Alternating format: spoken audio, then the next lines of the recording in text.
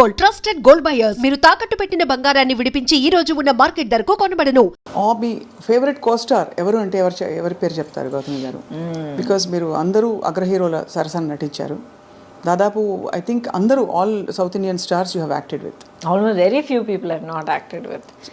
చిరంజీవి గారు లేదు, ఆయన టైంలో he was actually upset with me. ఎందుకంటే ఒక ఫిల్మ్ త్రీ ఫిల్మ్స్ ఆ టైంలో అడిగారు అనమాట. కానీ ఐ ఫెల్ట్ సో బ్యాడ్. ప్రతిసారి ఇక్కడ ఆల్రెడీ కమిట్ అయిన ఒక cinema, and actually coincidentally Rajini గారి ఫిల్ము క్లాష్ వచ్చిందనమాట.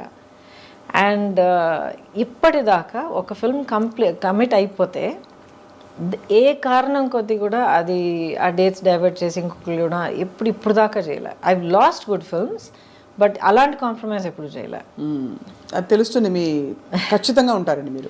మన వల్ల ప్రొడ్యూసర్కి మాత్రం ఇబ్బంది కలగకూడదు. ఒక ఫిల్మ్కి ఆ మర్యాద మనం ఇవ్వాలి. So I feel so bad. ఇవాళ దాకా I feel so bad. Maybe ఆయనకు ఒక రోజు పర్సనల్గా ఎక్స్ప్లెయిన్ చేయడానికి అవకాశం దొరుకుతుంది, but I feel bad. And Balakrishna garu, few people I not work, otherwise mostly అందరూ వర్క్ చేశాను. వెంకటేష్ గారితో బ్యూటిఫుల్ శ్రీనివాస్ కళ్యాణమే ఉంది. I know. కాకుండా of course Guru Sishyan with Rajini garu. Rajini గారితో చాలా చేశారు కదా. అది ఇంట్రెస్టింగ్. చాలా సినిమాలు చేసినట్టు అనిపిస్తుంది, బట్ ఈ 125 సినిమాల్లో ఆయనతో 4 సినిమాలు చేశా.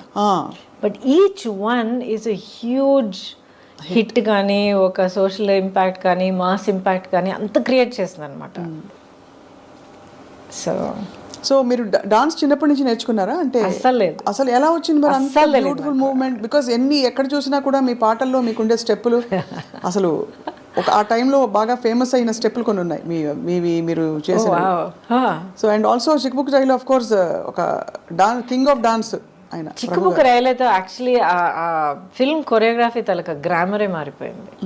అప్పుడు దాకా ఒక స్టైల్లో వెళ్తూ ఉండింది. ఆ సినిమాలో ప్రభుదేవ అండ్ రాజు సుందరం ఇద్దరు వాళ్ళ నాన్నగారు సుందరం మాస్టర్ గారి గైడెన్స్లో ఫుల్గా మార్చి పారేశారు. అండ్ నాకు అస్సలు డాన్స్ రాదండి, అస్సలు డాన్స్ రాదు. ఎక్కడ అలా అనిపించదు? ఎక్కడ మీరు +2 చదివేటప్పుడు అందరూ నేర్చుకునేటట్టు నేను కూడా కూచిపూడి క్లాస్కి వెళ్ళేదాన్ని. బాలాక్క టీచర్ అక్కడ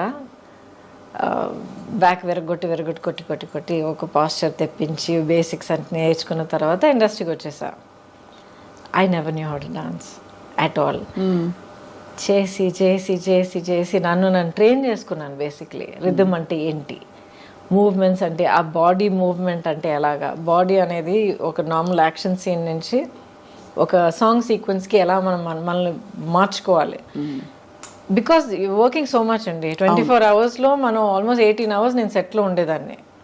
డైలీ 2 షిఫ్ట్స్ వర్క్ చేసేదాన్ని. సో అంత వర్క్ చేస్తున్నప్పుడు అది ఆల్మోస్ట్ ఒక బ్రీదింగ్ లాగా అయిపోతుంది మనకి. సో మరి అందుకనే బహుశా మీరు అంత అజైల్గా కనిపించేవారు స్క్రీన్ మీద. యువర్ సో అంటే ఎలా చెప్పాలి, ఫ్లూయిడ్గా ఉండేది మీ పర్ఫార్మెన్స్ అంతా కూడా. థ్యాంక్ యూ ఫర్ దాట్ అండి. బట్ ఐ థింక్ ఇప్పుడు మీరు అంటున్నప్పుడు mind went back to that. నాకు ఓవర్వెల్మింగ్గా గుర్తొచ్చేది ఏంటంటే I just loved what I was doing. నాకు ఇన్ని గంటలు పని చేస్తున్నాను, నాకు అసలు నిద్రే లేదే, టైంకి తినలేదు, లేకపోతే కాళ్ళు నొప్పి పెడుతున్నాయి, నథింగ్. నెక్స్ట్ ఏంటి, ఏ సినిమా, ఏ షూట్, ఏం సీన్, ఏం చేస్తున్నావు. It was a fantastic thrilling ride for me అనమాట. అండ్ ఇట్స్ చాలా గొప్ప బ్లెస్సింగ్ అండి. Almost 37-38 years now. అవును, నాన్ స్టాప్. ఎప్పుడు అసలు అలసిపోలేదు. And I'm still here. And you look so radiant. అంటే ఇది ఏదో ముఖస్తుతికి చెప్పడం కాదు, బట్ మీ స్కిన్ కానీ మీ కళ్ళు కానీ యూ జస్ట్ అంటే it's very hard to imagine.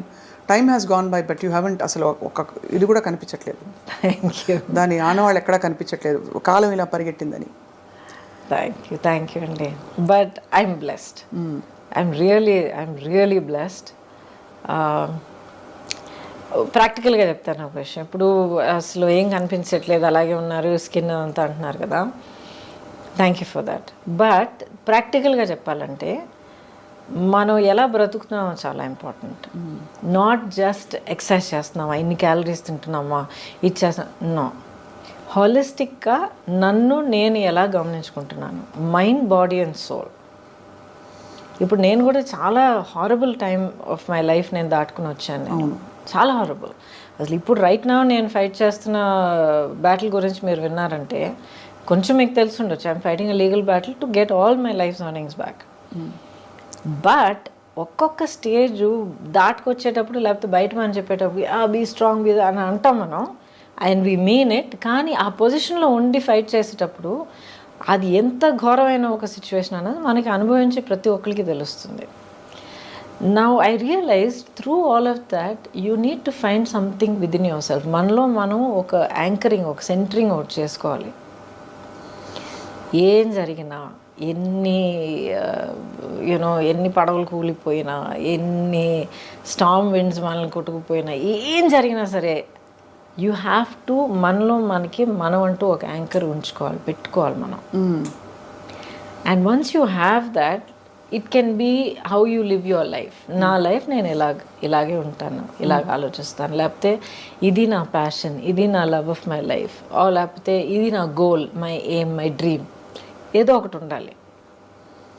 So నాదేంటంటే long back నేను ఒక నిర్ణయం తీసుకున్నాను, నేనుగా ఉంటాను. ఒక సినికల్గా మారడం, అవును ట్రాజడీస్ చూశాను, అవును మనుషులు నన్ను చీట్ చేయడం అనేది నేను చూశాను, ఆర్ పీపుల్ కమింగ్ విత్ ఒక డిసీట్ఫుల్ ఇంటెన్షన్ అనేది నేను చూశాను, ఒకరినొకరు హర్ట్ చేసుకోవడం. ప్రొఫెషనల్ లైఫా, పర్సనల్ లైఫా, రెండు, everything all put together. Professional, I don't think so, but around in life, in life,